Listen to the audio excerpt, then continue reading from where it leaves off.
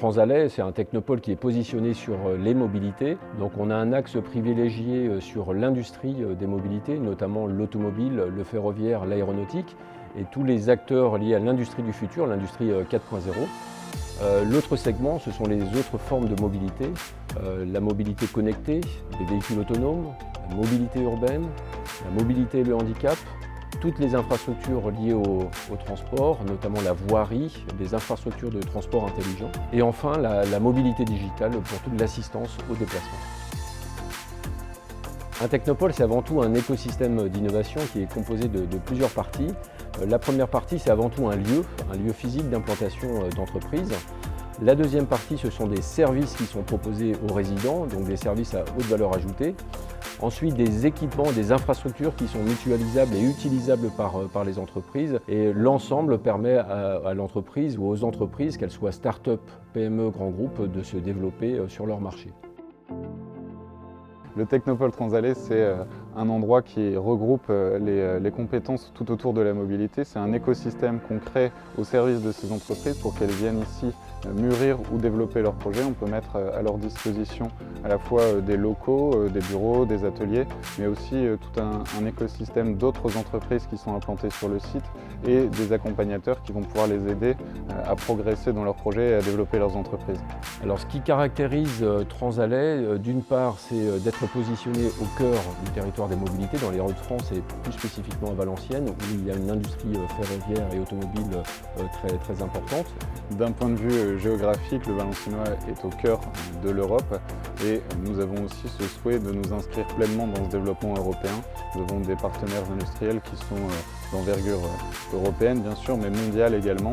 Et l'emplacement stratégique du Valenciennois fait une force pour ces entreprises. Plus spécifiquement à Transalais, on va y retrouver également tous les acteurs filières de l'automobile, du ferroviaire et des mobilités qui ont leur base à Transalais. Donc ça constitue un vrai lieu ressource pour toutes les entreprises, qu'elles soient sur le Technopôle Transalais ou plus largement en région. Et enfin, la présence de l'université, puisque le Technopôle Transalais se situe vraiment dans la continuité du campus universitaire, ce qui permet de bénéficier de la présence d'acteurs de la recherche et des étudiants présents à l'université.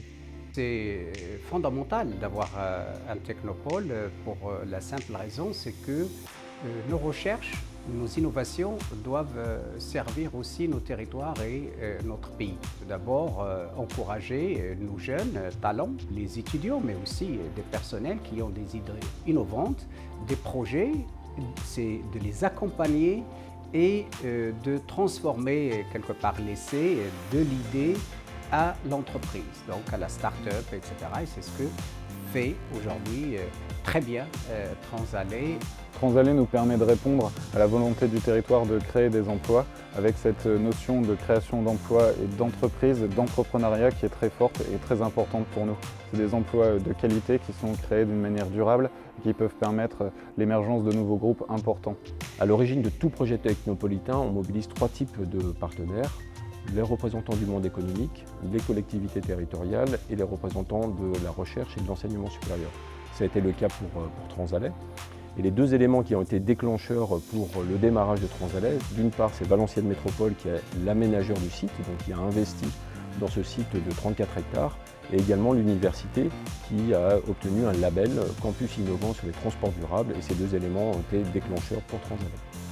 On a à la fois des très grands groupes qui sont historiques par leur positionnement ici, chez nous, mais c'est tout un écosystème de sous-traitance avec des PME qui sont tout autour de ces grands groupes, qui sont à la fois dans le suivi industriel des processus qui sont installés depuis très longtemps, mais qui sont aussi dans l'innovation et dans la préparation de l'avenir de ces grands groupes. Il y a à la fois les sciences et technologies, mais il y a aussi les humanités.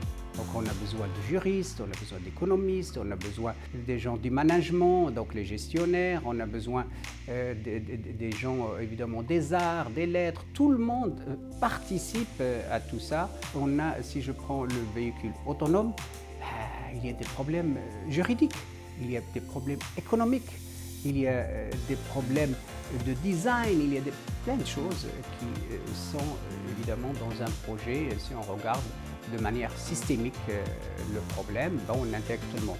C'est pour ça que notre université est une université polytechnique, pour que les gens travaillent ensemble, à la fois les sciences et technologies et les humanités dans leur ensemble, pour un projet impactant sur la société. Parce qu'au cœur des systèmes, c'est quelle est la valeur ajoutée de la science pour l'humain. C'est ça qui nous intéresse.